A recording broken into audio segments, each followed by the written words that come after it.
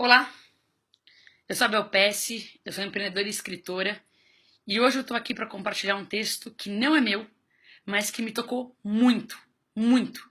Colocou em palavras muitas das coisas que eu acredito piamente e eu quero que esse texto chegue a mais gente.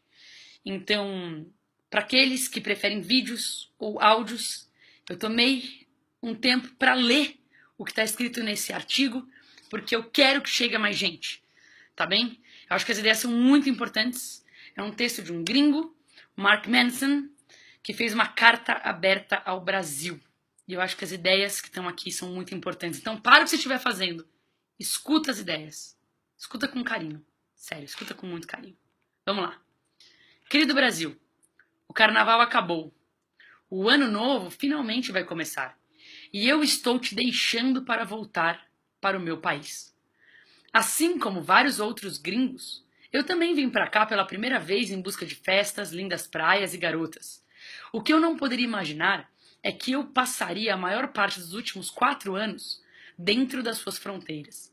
Aprenderia muito sobre a sua cultura, sua língua, seus costumes, e que no final deste ano eu me casaria com uma de suas garotas. Não é segredo para ninguém que você está passando por alguns problemas. Existe uma crise política, econômica, problemas constantes em relação à segurança, uma enorme desigualdade social e agora, com uma possível epidemia do Zika vírus, uma crise ainda maior na saúde.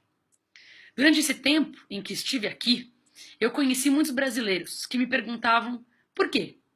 Por que o Brasil é tão ferrado? Por que os países na Europa e América do Norte são prósperos e seguros, enquanto o Brasil continua nesses altos e baixos entre crises, década sim, década não? No passado, eu tinha muitas teorias sobre o sistema de governo, sobre o colonialismo, políticas econômicas, etc. Mas recentemente eu cheguei a uma conclusão.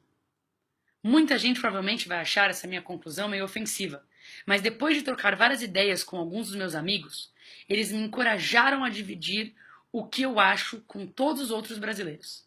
Então aí vai. É você. Você é o problema. Sim, você mesmo que está lendo esse texto. Você é parte do problema. Eu tenho certeza de que talvez não seja proposital, mas você não só é parte, como está perpetuando o problema todos os dias. Não é só culpa da Dilma ou do PT. Não é só culpa dos bancos, da iniciativa privada, do escândalo da Petrobras, do aumento do dólar ou da desvalorização do real.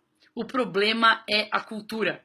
São as crenças e a mentalidade que fazem parte da fundação do país e são responsáveis pela forma com que os brasileiros escolhem viver as suas vidas e construir uma sociedade. O problema é tudo aquilo que você e todo mundo à sua volta decidiu aceitar como parte de ser brasileiro, mesmo que isso não esteja certo. Quer um exemplo? Imagine que você está de carona no carro de um amigo tarde da noite. Vocês passam por uma rua escura e totalmente vazia. O papo está bom e ele não está prestando muita atenção quando, de repente, ele arranca o retrovisor de um carro super caro. Antes que alguém veja, ele acelera e vai embora. No dia seguinte, você ouve um colega de trabalho que você mal conhece dizendo que deixou o carro estacionado na rua na noite anterior e ele amanheceu sem o retrovisor. Pela descrição, você descobre que é o mesmo carro que seu brother bateu sem querer. O que você faz? A. Fica quieto e finge que não sabe de nada para proteger seu amigo? Ou B. Diz para o cara que sente muito e força o seu amigo a assumir a responsabilidade pelo erro? Eu acredito que a maioria dos brasileiros escolheria a alternativa A. Eu também acredito que a maioria dos gringos escolheria a alternativa B. Nos países mais desenvolvidos, o senso de justiça e responsabilidade é mais importante do que qualquer indivíduo. Há uma consciência social onde o todo é mais importante do que o bem-estar de um só. E por ser um dos principais pilares de uma sociedade que funciona, ignorar isso é uma forma de egoísmo. Eu percebo que vocês brasileiros são solidários, se sacrificam e fazem de tudo por suas famílias e amigos mais próximos, e por isso não se consideram egoístas. Mas, infelizmente, eu também acredito que grande parte dos brasileiros seja extremamente egoísta.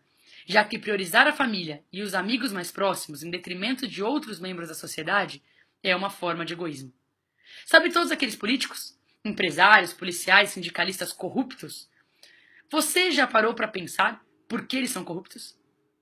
Eu garanto que quase todos eles justificam suas mentiras e falcatruas dizendo: eu faço isso pela minha família. Eles querem dar uma vida melhor para seus parentes, querem que seus filhos estudem em escolas melhores e querem viver com mais segurança.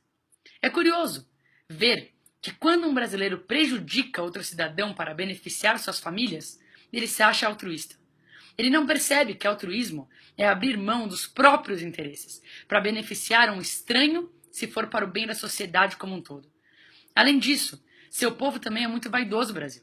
Eu fiquei surpreso quando descobri que dizer que alguém é vaidoso por aqui não é considerado um insulto, como é nos Estados Unidos. Esta é uma outra característica particular da sua cultura. Algumas semanas atrás, eu e minha noiva viajamos para um famoso vilarejo no Nordeste. Chegando lá, as praias não eram bonitas como imaginávamos e ainda estavam sujas. Um dos pontos turísticos mais famosos era uma pedra que de perto não tinha nada demais. Foi decepcionante. Quando contamos para as pessoas sobre a nossa percepção, algumas delas imediatamente disseram: ah, mas pelo menos você pôde ver e tirar algumas fotos nos pontos turísticos, né? Parece uma frase inocente, mas ela ilustra bem essa questão da vaidade. As pessoas por aqui estão muito mais preocupadas com as aparências do que com quem elas realmente são.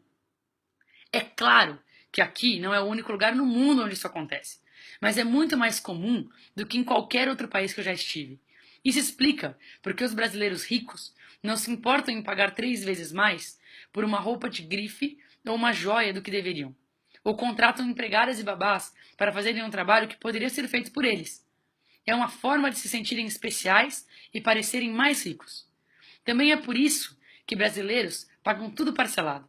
Porque eles querem sentir e mostrar que eles podem ter aquela super TV, mesmo quando, na realidade, eles não têm um dinheiro para pagar.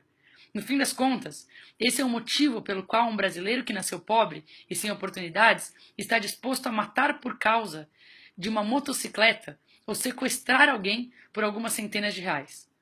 Eles também querem parecer bem-sucedidos, mesmo que não contribuam com a sociedade para merecer isso. Muitos gringos acham os brasileiros preguiçosos. Eu não concordo. Pelo contrário, os brasileiros têm mais energia do que muita gente em outros lugares do mundo. Vide o carnaval. O problema é que muitos focam grande parte da sua energia em vaidade, em vez de produtividade. A sensação que se tem é que é mais importante parecer popular ou glamouroso do que fazer algo relevante que traga isso como consequência. É mais importante parecer bem-sucedido do que ser bem-sucedido de fato. Vaidade não traz felicidade. Vaidade é uma versão photoshopada da felicidade. Parece legal, vista de fora, mas não é real. E definitivamente não dura muito. Se você precisa pagar por algo muito mais caro do que deveria custar para se sentir especial, então você não é especial.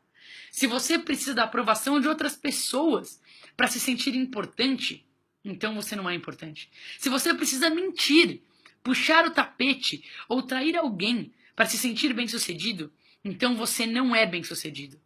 Pode acreditar, os atalhos não funcionam aqui. E sabe o que é pior?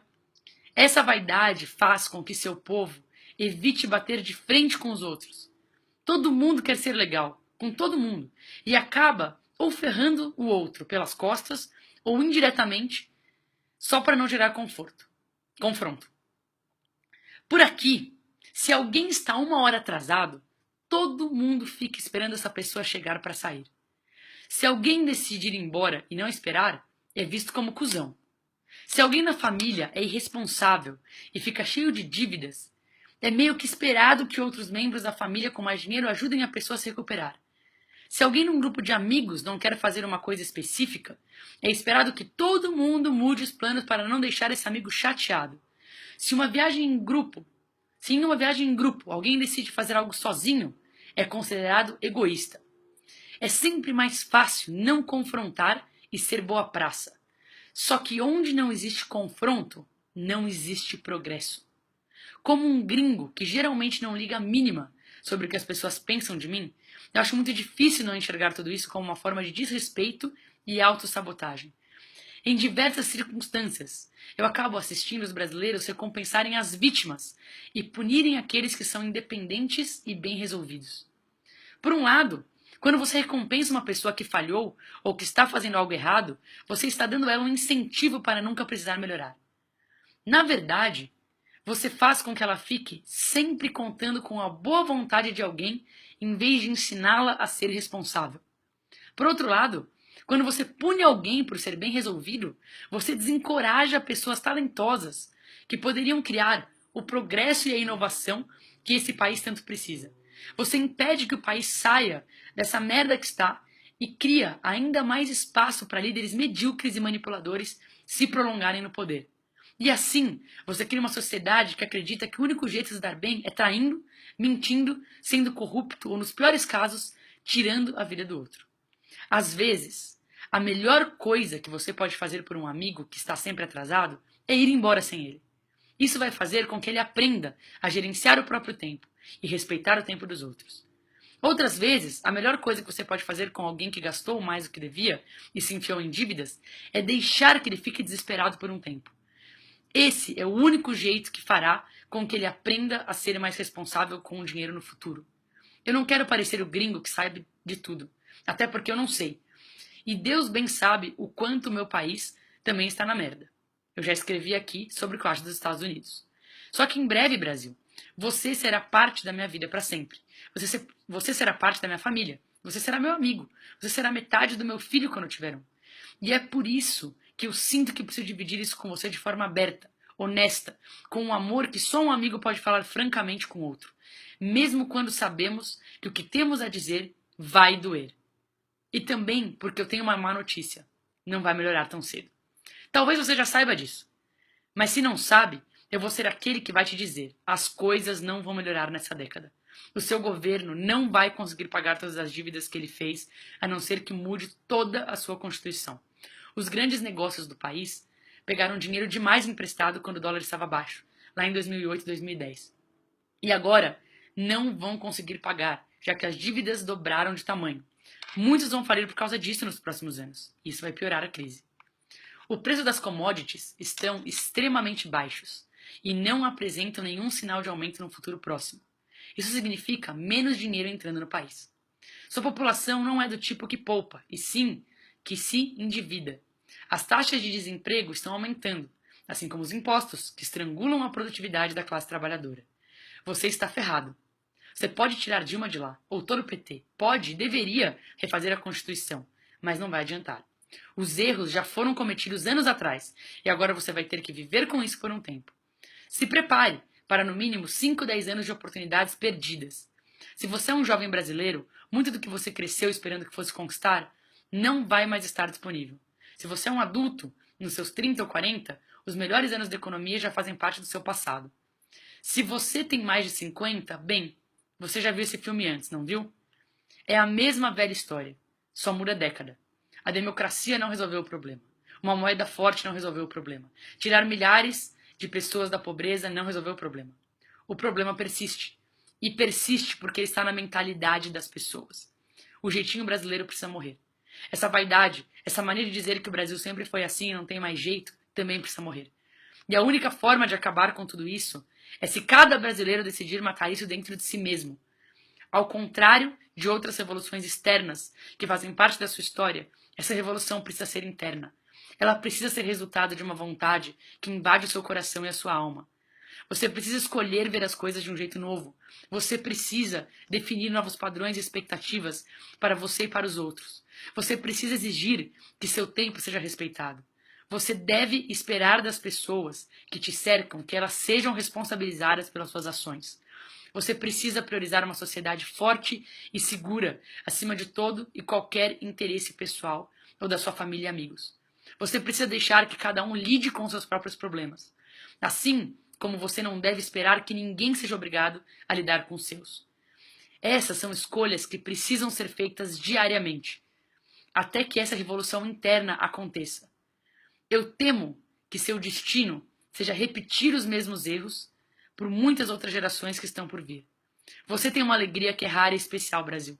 Foi isso que me atraiu em você muitos anos atrás e que me faz sempre voltar. Eu só espero que um dia essa alegria tenha a sociedade que merece. Seu amigo, Mark. Uau. Uau. Eu quase fiz comentando em cada parágrafo. Mas tá muito bom. Tá muito bom como tá. Esse texto é do Mark Manson, tá? Tá no site dele, markmanson.net. Quem traduziu foi uma menina chamada Fernanda Neutti, tá bom? Esse texto representa muito do que eu penso em relação à importância da mudança do mindset. Muito, muito, muito. E se eu puder ter um pedacinho que seja em fazer com que as pessoas que por preguiça ou por qualquer outra razão não tenham lido o texto, escutem o texto, eu espero que isso ajude de alguma maneira. Tudo começa por nós. Tudo começa por nós. E o poder do nós é muito grande. É isso aí.